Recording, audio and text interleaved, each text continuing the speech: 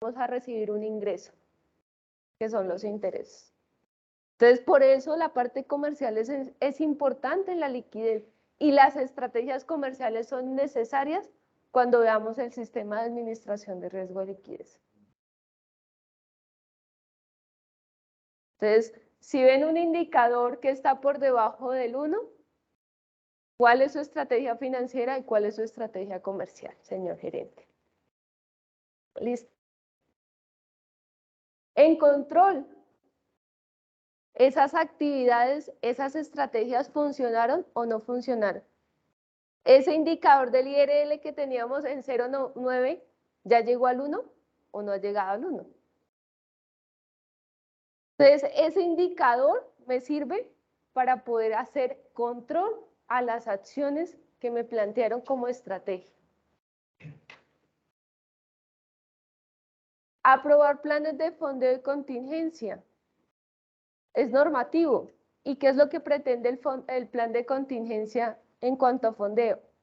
Es que en caso de que la estrategia comercial no se vea reflejada de forma inmediata, la entidad tenga mecanismos para poder fondearse y cubrir sus obligaciones. ¿Cuáles son normalmente el fondeo? El más popular y el más utilizado. Los créditos que adquirimos. Entonces es ahí donde el financiero me dice, necesitamos sacar un crédito de tanto. O ustedes ya le tienen aprobado un cupo para que el financiero lo utilice en la medida de que requiera liquidez. Pero es ahí en ese plan de contingencia que ustedes aprueban eso. Y aprobarán otras medidas, por lo menos el uso del fondo de liquidez. O si tienen reservas adicionales para contingencias, aprobarán esas reservas. Son situaciones que se les pueden presentar en ese plan. En el monitoreo, monitorear el comportamiento de la liquidez. ¿Y por qué monitorearlo? Porque resulta que periódicamente ese comité de liquidez que es normativo tiene que informarles a ustedes cómo va el tema de la liquidez en la entidad. No es que el gerente y el comité se encarguen, no. A ustedes hay que reportarles porque ustedes son los que realmente accionan la política en caso de requerir. Pero también son los responsables de saber cómo está su organización en materia de liquidez. Y de esa forma poder hacer las exigencias a la gerencia sobre dónde hay que mejorar. Entonces, lo que les decía, un indicador bajito, ¿cómo se dan cuenta que el indicador es bajito? Porque saben que le tienen que entregar el reporte en esta junta y entonces esta junta me está diciendo que el indicador es del 9. Señor gerente, ¿qué planteó hacer? Y en el otro, el indicador está en el 1. Señor gerente, sus acciones funcionaron. O al contrario.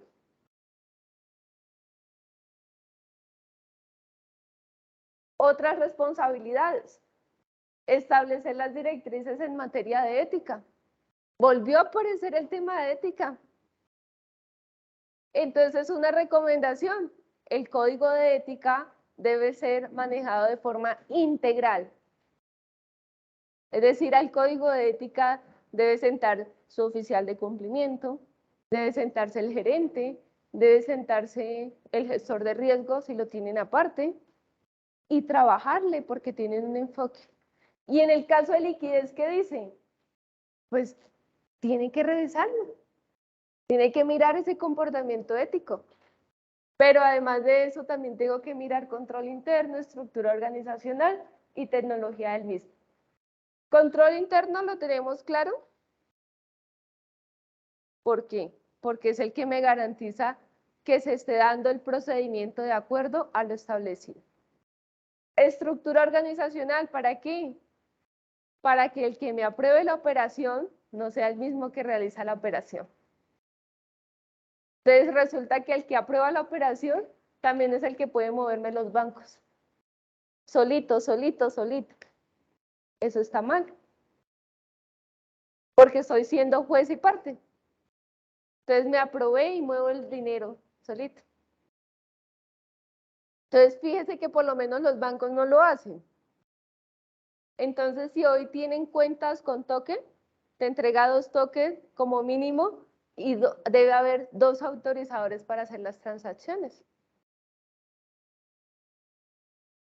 Pero es más por ellos que por nosotros. Entonces, ojo, porque ahí tenemos que mirar nuestra estructura organizacional. Tecnología del mismo. Los registros de las transacciones de tesorería son supremamente importantes. ¿Para qué? Para garantizar que todas las directrices en materia de ética se den. ¿Listo? Crear comité interno de administración de liquidez. Yo creo que ese todos lo tenemos claro que nos tocó crear el comité aparte. Y analizar los resultados de pruebas de estrés.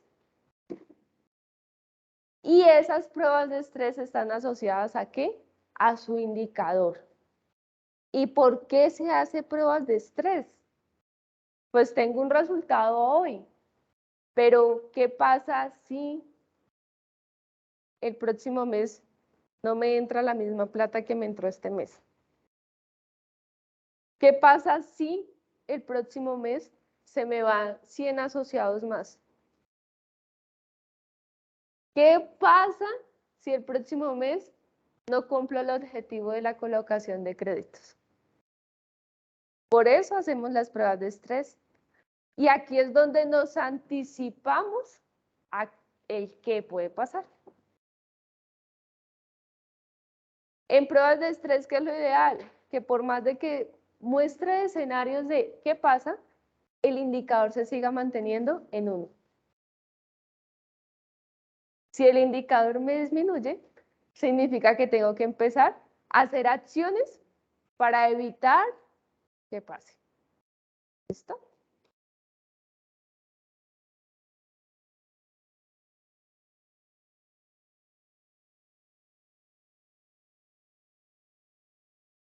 No sé si tengan preguntas hasta ahí de liquidez. ¿No? Listo. Entramos al de crédito.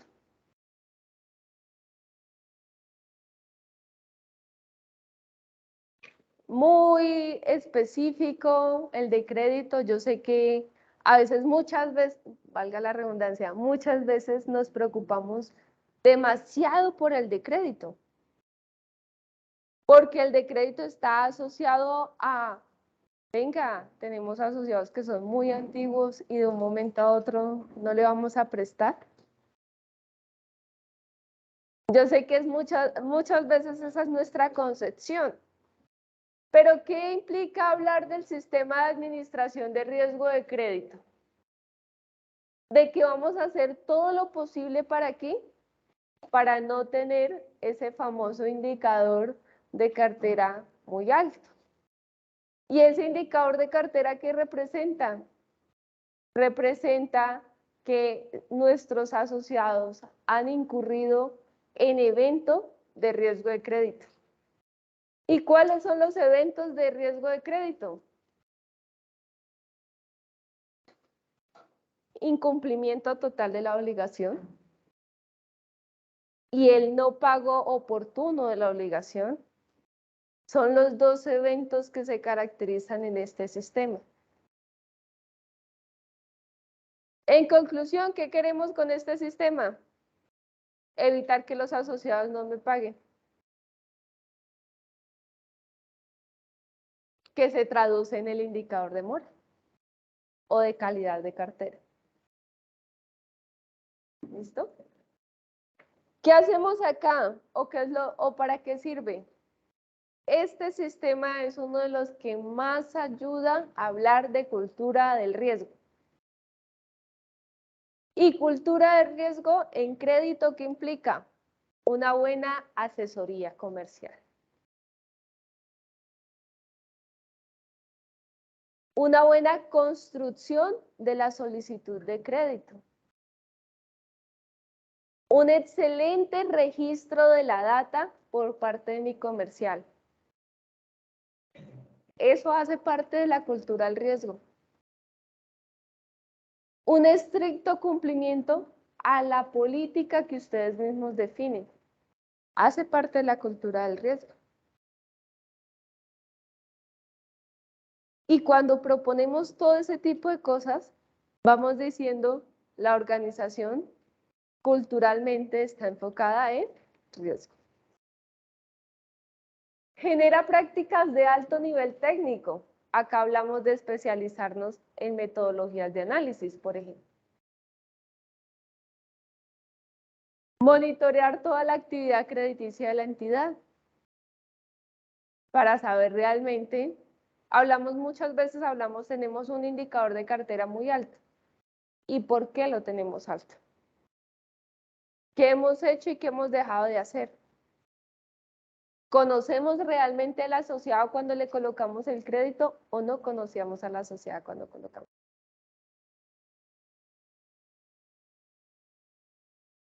Determinar si sus activos permanecen o se han visto afectados. Eso lo hace también el monitoreo de la cartera, porque el monitorear la cartera, ¿qué implica también? De poder identificar qué actividades por un efecto externo o un efecto macroeconómico pueden verse afectados. Entonces, por ejemplo, el cierre de una vía que deja incomunicada la localidad en donde tenemos cartera. ¿Dónde determino ese monitoreo? Ay, se cerró la vía de tal parte. Venga, llamemos a nuestro asociado para ver cómo está y de paso recordarle que existimos. Hace parte del conocimiento porque sé a qué se dedica y puedo monitorearlo antes que me incurra en mora. Exactamente. Definir criterios de evaluación. También me sirve para eso. ¿Cómo defino criterios? Ya lo vamos a ver. Siguiente. Proceso de identificación.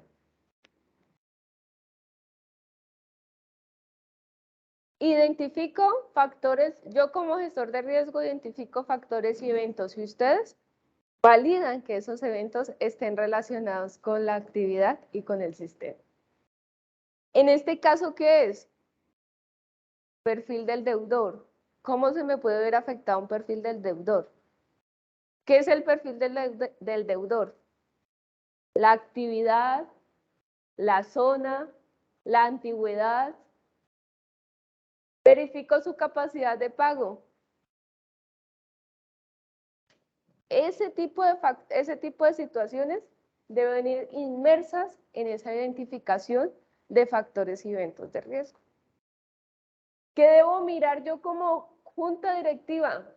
Que eso tenga correlación con la perfilación interna de la entidad y el enfoque comercial de la entidad o el mercado objetivo. Entonces acá volvemos a decir, ay, necesito mi mercado objetivo para saber qué tipo de asociados tengo. Y poderlos clasificar para que ustedes después puedan determinar los requisitos de acuerdo a esa clasificación del asociado. ¿Sí? ¿Vamos bien? ¿Listo? No sé los de la web. Bien. ¿Cómo este punto de identificación me determina qué requisitos le voy a pedir porque determino el perfil? ¿Qué debo hacer cada vez que abra un canal nuevo? Cada vez que lance un producto nuevo? Cada vez que haga procesos de inclusión a canales nuevos, a nuevas tecnologías, que cambie el sistema, el software, todo el tema. Cada vez que tenga una incursión a un mercado totalmente desconocido, debo volver a hacer mi proceso de identificación y validar si los perfiles que tengo determinados funcionan igual o dejan de funcionar en la zona, por ejemplo, o para el mercado objetivo. ¿Sí me hago entender? Es decir, que cuando ustedes reciban de parte de su gerencia la solicitud de la apertura de un canal nuevo, debe tener una valoración del gestor del riesgo frente al tema del tipo de colocación que se puede hacer en el canal.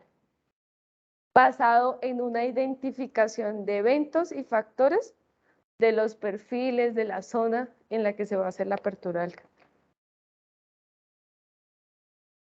¿Por qué? Porque tenemos que validar si los requisitos aplican para la misma zona. Entonces les pongo un ejemplo. Normalmente en el casco urbano, usted pide certificado de libertad y tradición, ¿cierto? Normalmente. Pero en el campo es fácil conseguir un certificado de libertad y tradición. Entonces imagínense donde no hagamos esa clasificación e identificación. A todos les pido certificado de libertad y tradición, estén en el campo o en la ciudad. Puede que en algunos lados en el campo esté la junta y la junta le dé el certificado. Puede que en otros lados no sea la junta, sino que sea la Secretaría de Planeación de la Alcaldía, de la Alcaldía de la Gobernación, la que dé el certificado. ¿De qué depende eso? Del conocimiento de la zona que tengamos. Y eso va a hacer que haga un ajuste ¿de qué? De la política. Por eso es indispensable que cuando ustedes hagan un producto o estén en una zona, venga esa valoración de riesgo. Para que ustedes puedan identificar qué eventos, qué situaciones son de mayor impacto en esa zona o de acuerdo al producto. En la identificación, ¿qué también se hace? Definir la metodología. Y aquí va un punto muy importante para pregunta para cada uno de ustedes. Dentro de sus organizaciones, ¿existe actualmente una estructura del dato buena? ¿Qué es buena? Que sea confiable, que esté completa y que le permita dar la trazabilidad de la operación de crédito. Pregunta para cada uno de ustedes. En ese sentido, basado en esa pregunta que les acabo de hacer, debe estar el tipo de metodología que tengamos en cuanto a crédito.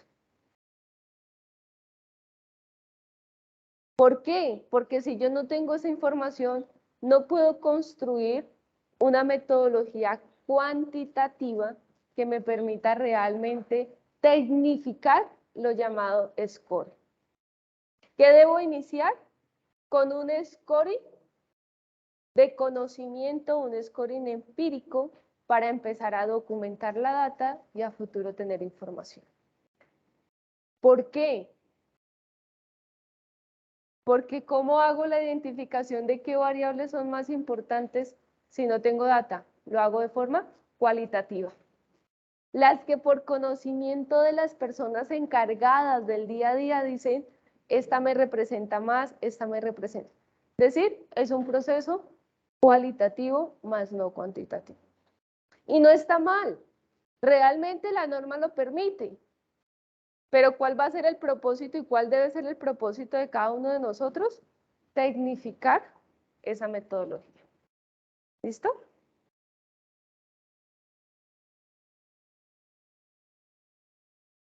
Medición. ¿Qué debemos aprobar en la medición? Una metodología. ¿Y qué debe tener esa metodología? Criterios que me permitan, durante la etapa de otorgamiento del crédito, evaluar el perfil del deudor. Resulta que en la etapa de identificación, identifico, valga la redundancia, las variables que más me explican al momento de otorgar el crédito. Es decir, ¿cómo sé que a un microempresario realmente le es importante la antigüedad del negocio?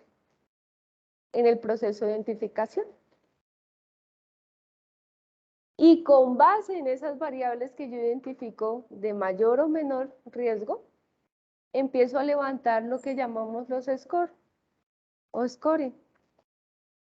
Cuantitativo o cualitativo está bien.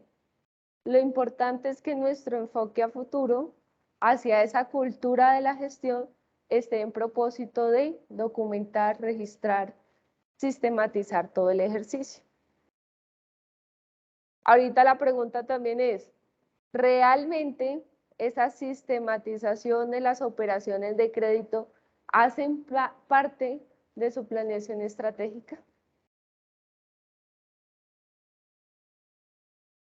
Estamos hablando que lo primero debe ser la planeación estratégica.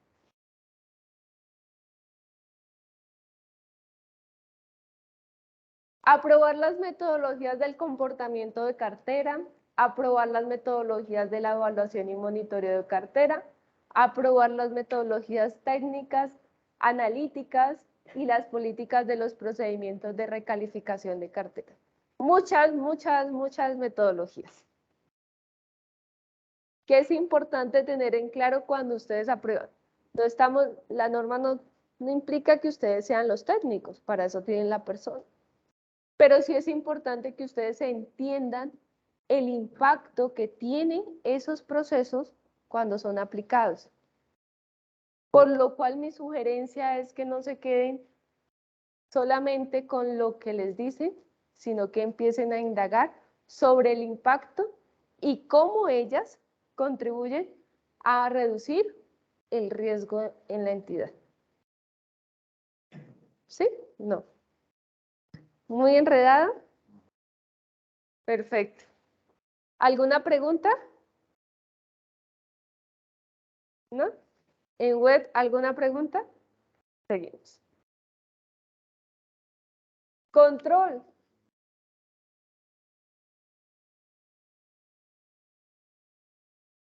Hacer seguimiento de los reportes del representante legal. Este sistema es supremamente fácil hacerle seguimiento. Tenemos un indicador estrella que lo nombran de aquí a donde usted vaya. ¿Cuál es el indicador estrella de este sistema?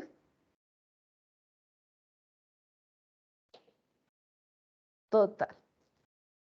Y tenemos dos puntos de vista para ese indicador también, ¿no? Uno, a raíz de las metodologías que aprobé, me estoy anticipando al riesgo.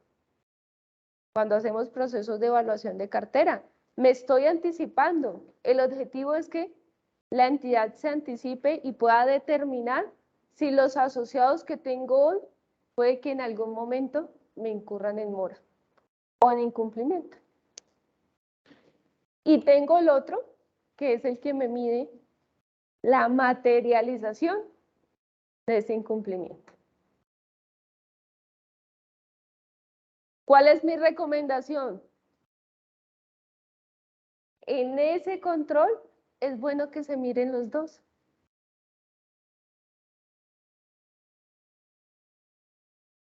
Porque muchas veces ustedes pueden encontrar que sus gerentes le dicen, no, es que se nos subió porque hicimos el proceso de evaluación de cartera.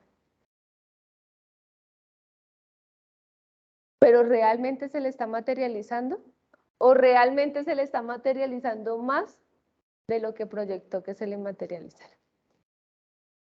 Es importante que ustedes indaguen sobre eso. No se queden con uno solo. No se queden solamente con el de calificación. Pregunten por el de los días de mora para ver. ¿Por qué? Porque la forma de controlar que es, venga, se le incrementó el día de mora, los días de mora. ¿Qué está haciendo para reducir la cartera morosa? Y si se me incrementa el de calificación, ¿qué está haciendo para mejorar el otorgamiento de crédito? ¿Cómo le está haciendo seguimiento a la cartera antes que se le caiga en mora? Son controles y son preguntas válidas dentro de este sistema para ustedes como directivos hacia su gerencia. Sigamos. El monitoreo. Vuelve y juega. ¿Cada cuánto les tienen que presentar esta información? Mensual. Eso quiere decir que no puede pasar una sola reunión de la Junta que no esté el reporte de cómo va el sistema, de cómo va el indicador. Aprobar o no el asunto de gestión permanente de administración en relación con el comportamiento del deterioro de la cartera. ¿Está funcionando o no está funcionando la gestión que les están mencionando? ¿Se sigue deteriorando la cartera o se pudo contener el deterioro de la cartera?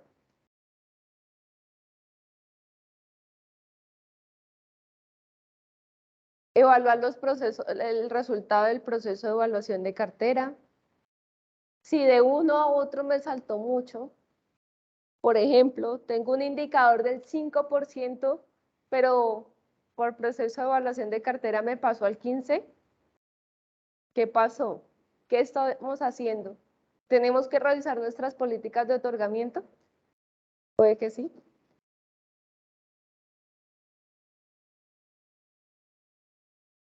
Junto a los modelos, sobre todo cuando son cuantitativos, todos los modelos, bien sea un modelo de otorgamiento, es decir, un score, bien sea un modelo de evaluación de cartera o bien sea un modelo de monitoreo de la cartera, si son cuantitativos específicamente, debo hacerles pruebas de desempeño, pero las pruebas de desempeño deben ser socializadas con ustedes. Es importante que lo tengan en cuenta. ¿Por qué las pruebas de desempeño se hacen? Para validar si realmente el modelo que estoy aplicando funciona o no funciona. ¿Está obteniendo el resultado que me dijeron que obtenía o no?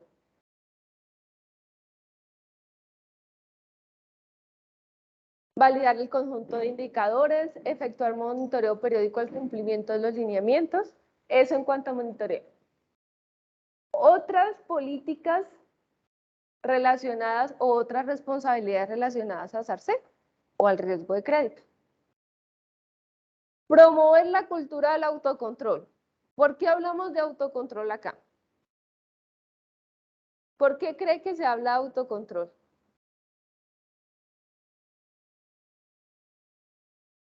¿Se acuerda cuando les decía acá dependemos mucho de la calidad de la asesoría?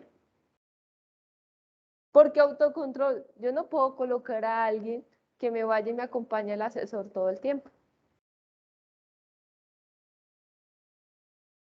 La calidad de esa asesoría va a depender del asesor.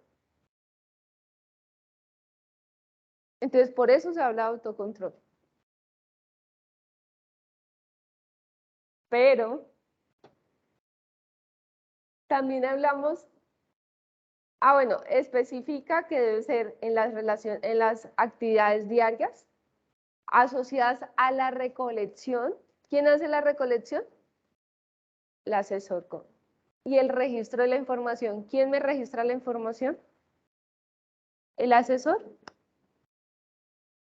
Exactamente, porque me hace ¿qué? Actualización de datos cuando voy a hacer el ejercicio de crédito.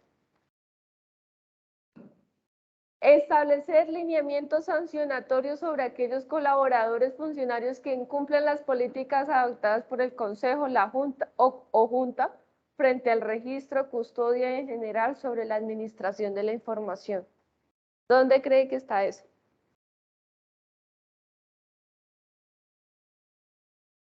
Código de ética.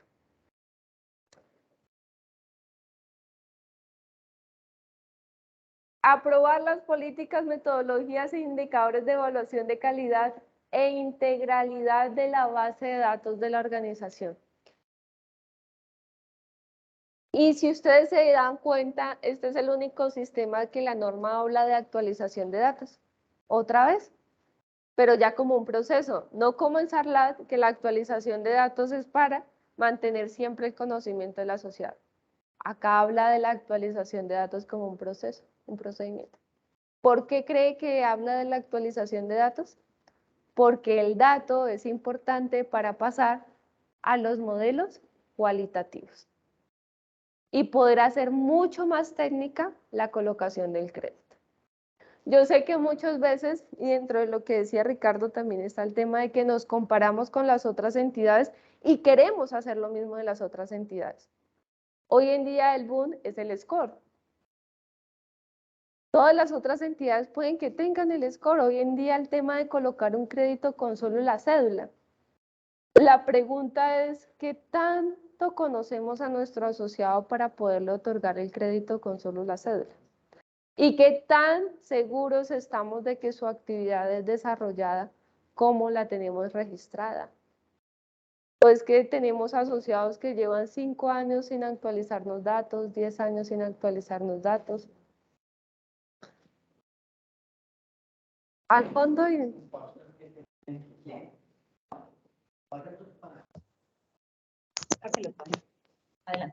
Adelante. Que le hablé ahí. Y lo que pasa es que yo tengo una inquietud. ¿Dónde podemos incluir ahí el Habeas Data? La política de Habeas Data está muy asociada a toda la información del asociado. No importa el sistema de administración que usted tenga. No importa si estamos hablando de SARLAT, si estamos hablando de créditos, si estamos hablando de liquidez o de SARO como tal. Está asociada en todo por el tema de administración de datos. Pero si vamos muy puntual a un sistema, estaría en SARO. ¿Por qué está en SARO? Porque es el riesgo operativo. Y el Habeas Data está dentro de nuestra normatividad como un procedimiento y como un marco normativo, por lo cual estaría enmarcado en SARO.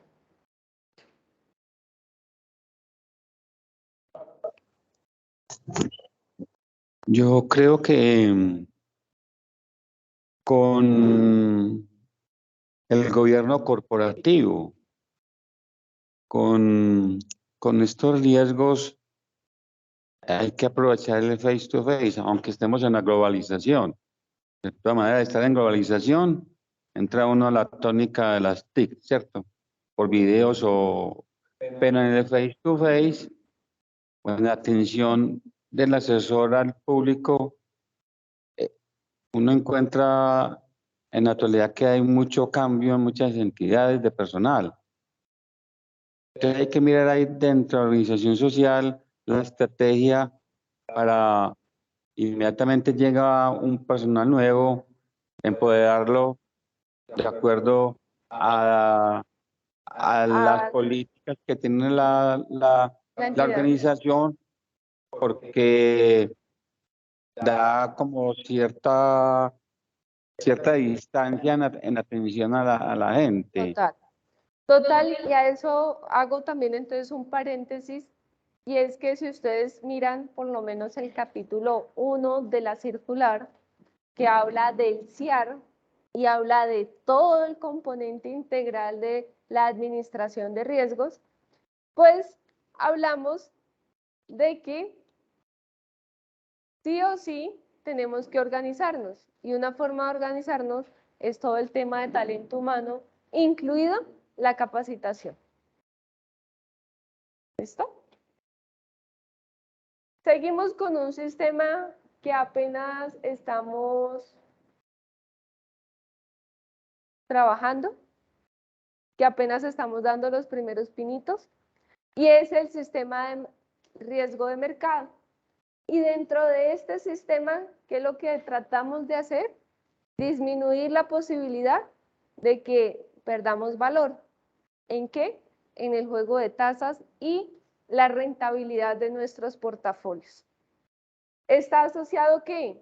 Un riesgo llamado riesgo de tasa de interés, 100% enfocado en la valoración de la tasa.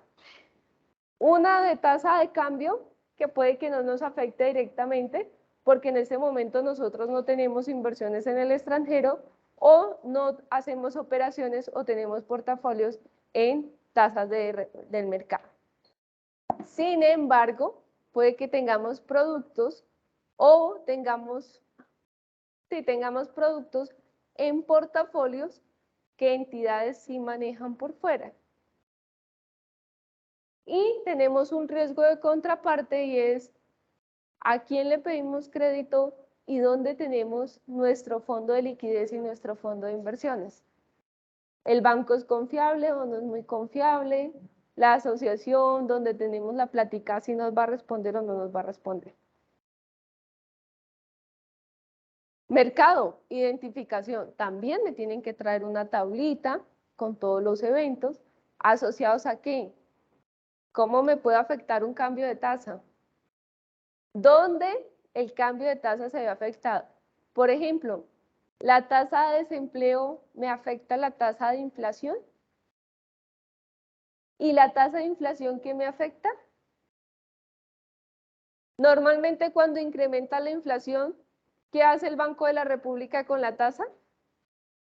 La sube. Entonces, nos afecta. Son condiciones que debo tener en cuenta dentro del ejercicio de la identificación de riesgo.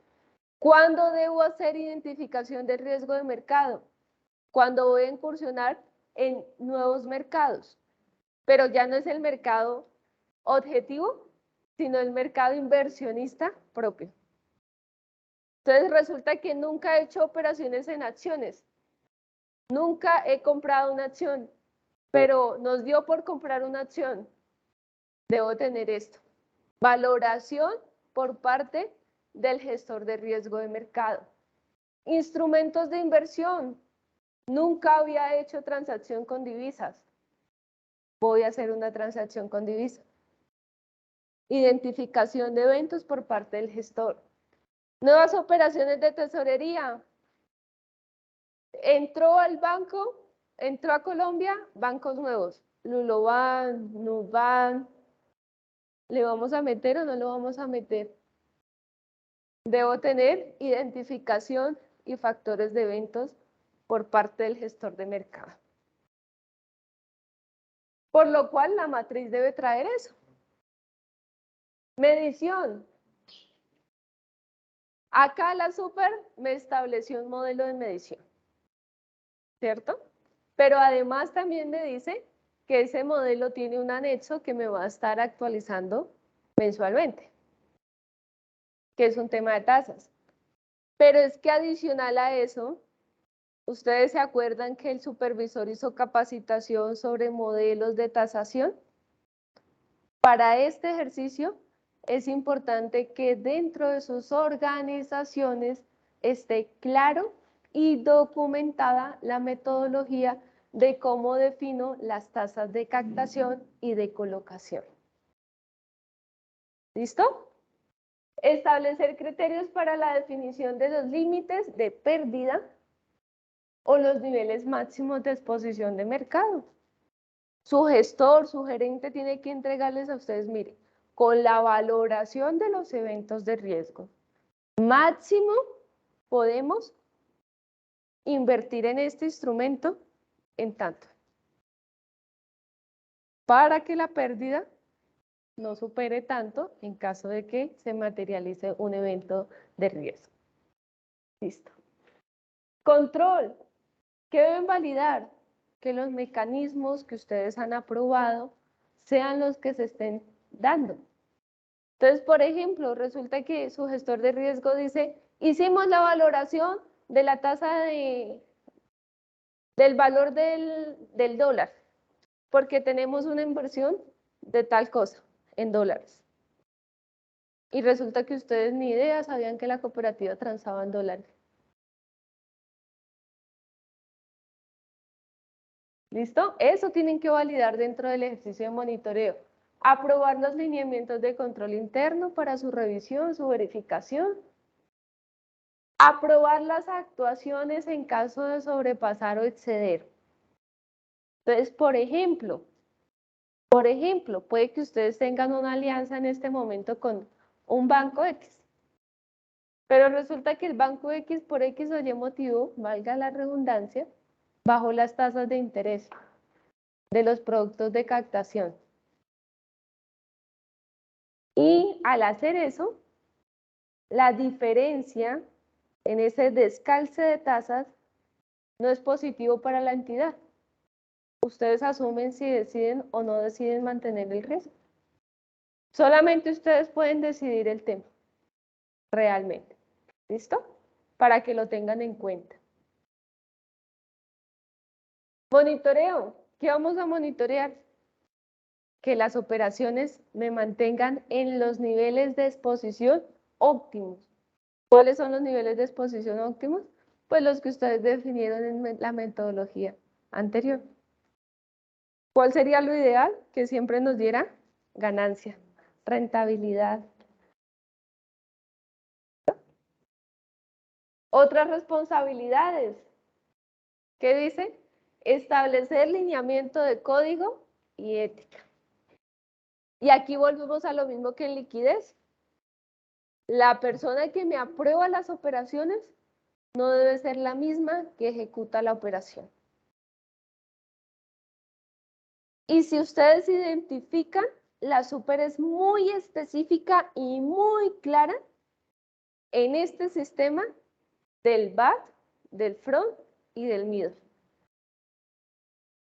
Y es que el principal riesgo y evento de riesgo en este sistema es que una persona me haga todo. ¿Listo? Es supremamente importante que lo tengan en cuenta. Pronunciarse de informes periódicos y hacer reportes. ¿Cada cuánto le tienen que presentar reportes? Su comité. Todavía no saben porque me imagino que están en esa etapa de que apenas están haciendo el proceso de implementación. ¿Qué tienen que validar cuando esté ya en funcionamiento? Pues que la periodicidad concuerde con lo que ustedes aproban. ¿Cuál es mi recomendación? Mensual debería ser. ¿Y qué debería también tener? Un resumen del comportamiento diario. ¿Por qué? Porque hay tasas que me varían semanal, hay tasas que me varían diaria, por lo menos la IBR es una tasa que me varía diaria.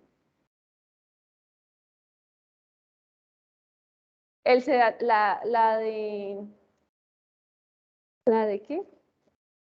El ADTF me varía semanal. Sí, esa no me quería salir, no quería salir.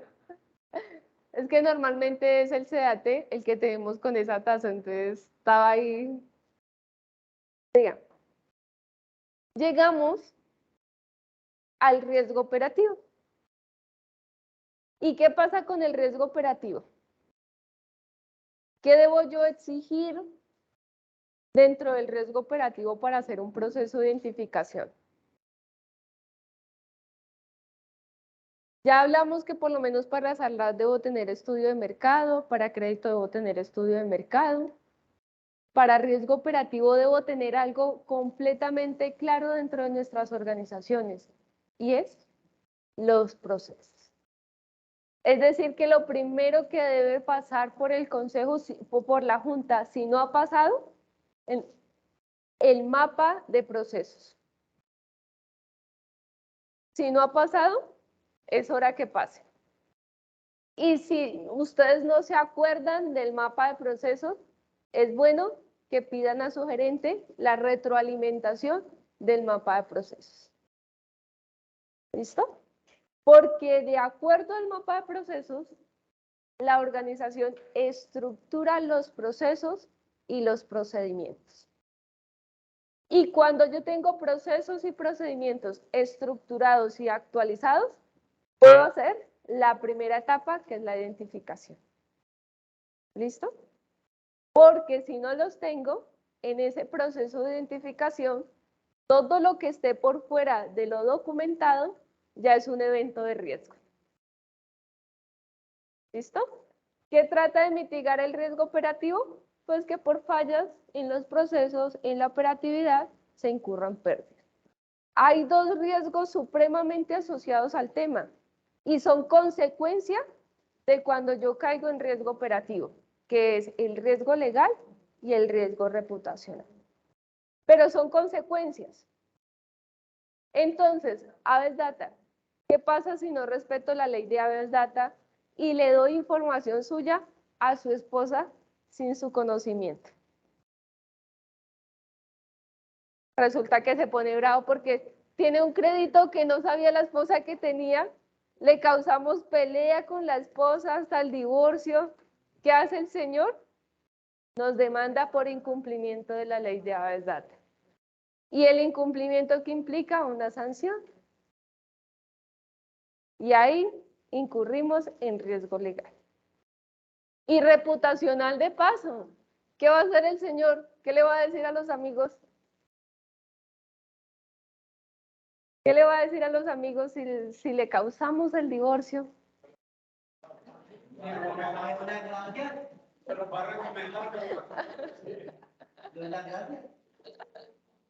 Ah, bueno, entonces eso es bueno. Si nos da la gracia significa que le va a decir a todo el mundo. Listo, una vez yo he identificado, porque ya sé todas las fallas que tienen mis procesos, ya sé todas las cosas que estoy haciendo y no están documentadas en mis procesos, ahí identifico los factores y eventos. Lo mismo, eventos y factores de mayor riesgo o menor riesgo. Hay saltos del procedimiento que puede que no me generen nada, como hay saltos en el procedimiento que me pueden generar algo como el tema del incumplimiento de la verdad. 10 minutos y termino.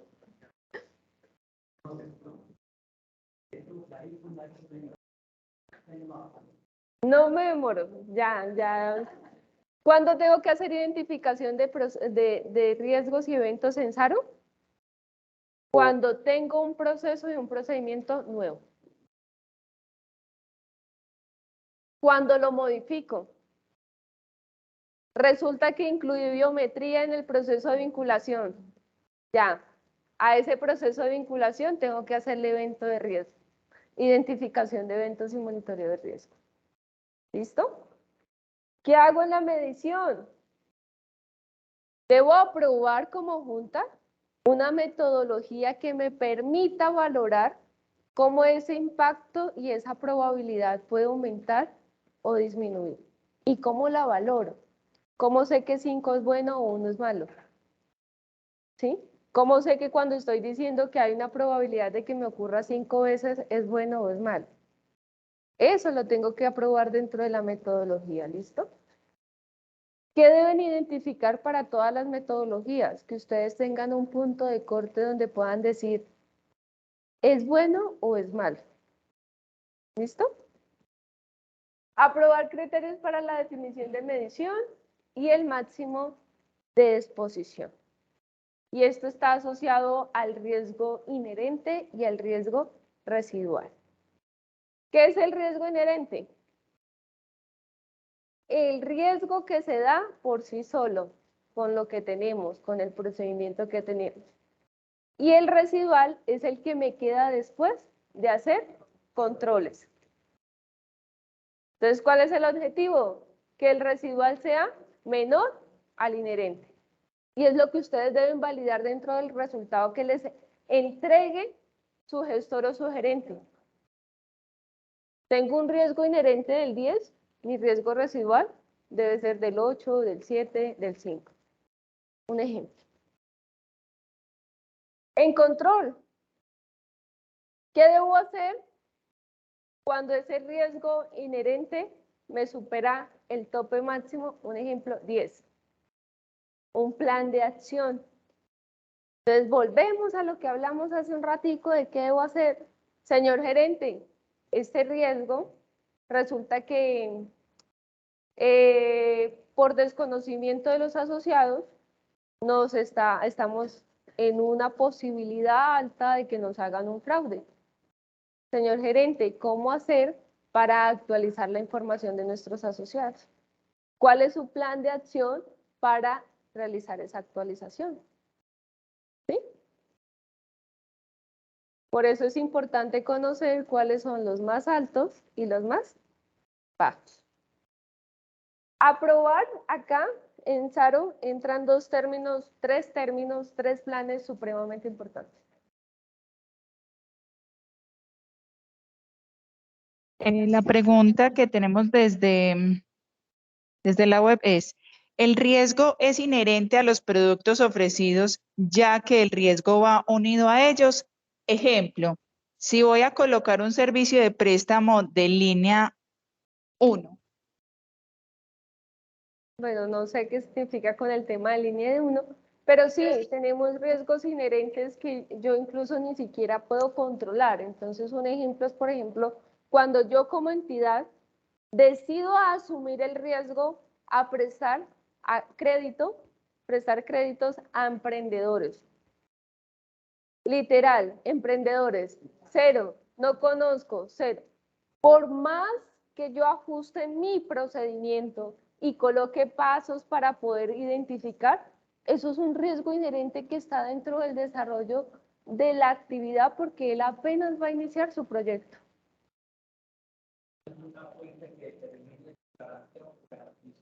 Exactamente.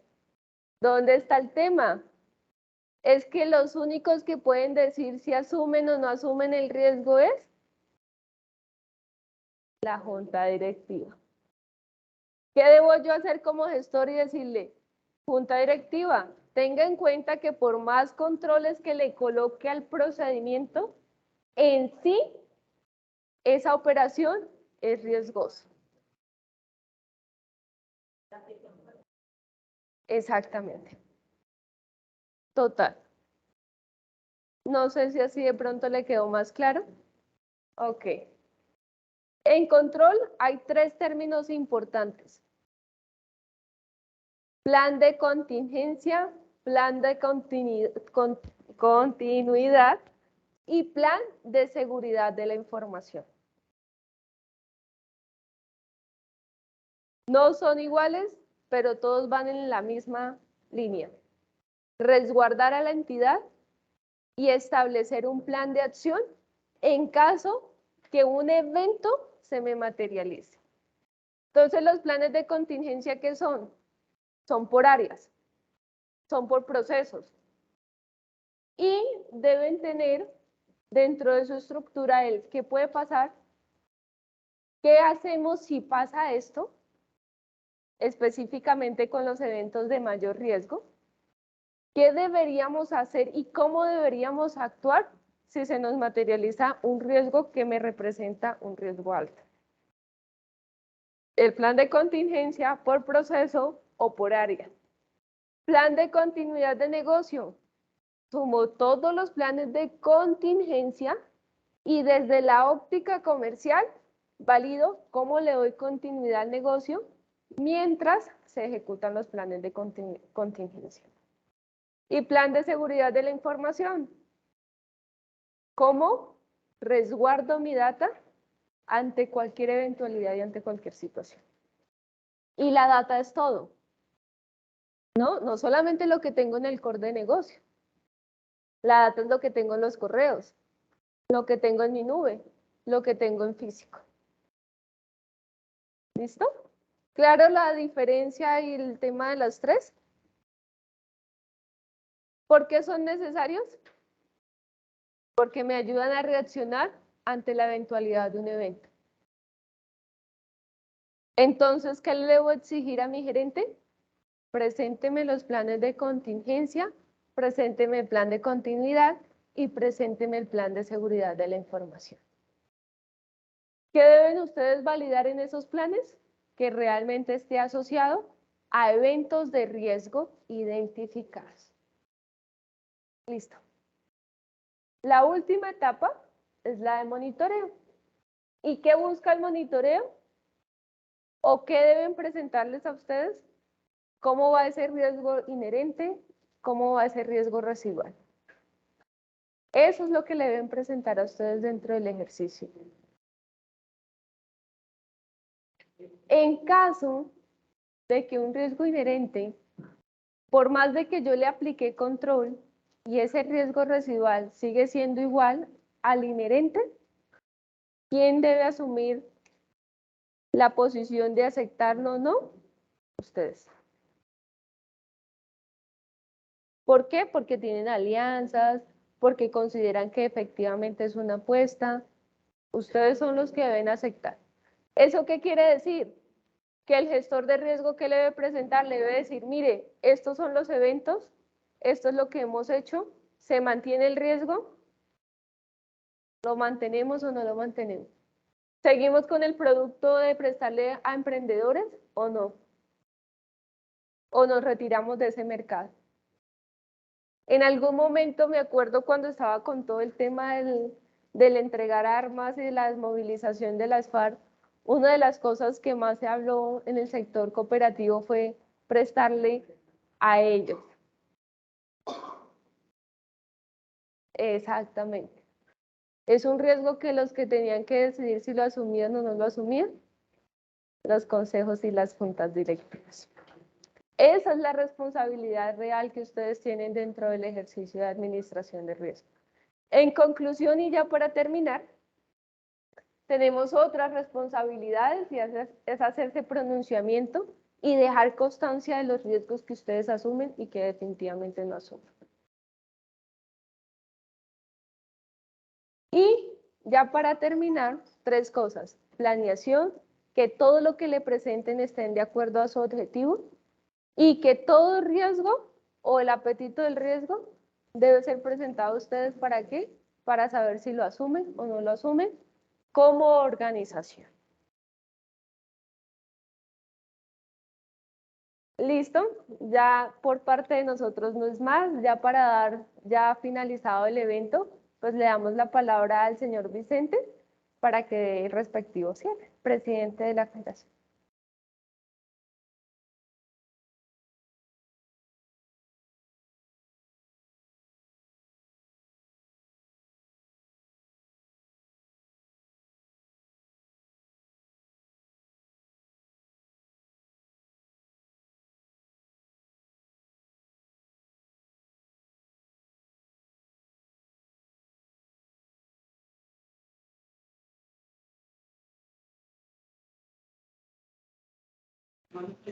Hola, buenos días, ya buenas tardes. Es la que estaba hablando y tenía el micrófono cerrado. Reitero los agradecimientos a Celloyec por la colaboración que ha prestado a la Federación de Mutuales de Antioquia, dictándonos esta conferencia en el Seminario Mutualistas, Gestión Estratégico de la Administración de Riesgos de la Alta Dirección, en el marco del Foro Mutualista 2022. El Foro Mutualista es un evento que se realiza cada año y gracias a la pandemia ya lo estamos haciendo virtual y presencial. Esta es la segunda capacitación que se hace en el marco de este foro. Queda faltando una y el evento central que se realizará en octubre, que ya les diremos dónde va a ser, va a ser en Plaza Mayor. Quiero resaltar de que riesgos es uno de los temas que en este momento todos tenemos presente porque es algo sumamente importante y necesario. Y es muy importante que los directivos sepan cuáles son los principales riesgos y ante todo cuál es su responsabilidad que van a tener frente a estos riesgos, bien sea las juntas directivas, las juntas de control social, los gerentes, los administradores y los directores de finanzas o los directores financieros, porque esto es un tema sumamente delicado que la Supersolidaria ha insistido mucho en ello y nosotros lo estamos difundiendo. Vale aclarar que la federación también está intensificando su capacitación en todo sentido a sus directivos porque todo está cambiando. Los directivos tienen una gran responsabilidad, los administradores también, y por eso en este momento la federación está empeñada en este tipo de capacitaciones. Quiero agradecer infinitamente a Celloyec, como lo dije, a la doctora Karen y al doctor Ricardo Cadena por su magnífica exposición y darles los agradecimientos y decirles que el escenario de la Federación de Mutuales espera que ustedes vuelvan de nuevo con otros temas para la capacitación, porque quedamos muy contentos con esta capacitación. Les agradecemos y los invitamos de nuevo a que nos acompañen próximamente. Ya para terminar, quiero dar por cerrado este evento e invitarlos a la próxima capacitación que la Federación próximamente les va a poner en comunicación. Muchas gracias a todos y feliz tarde.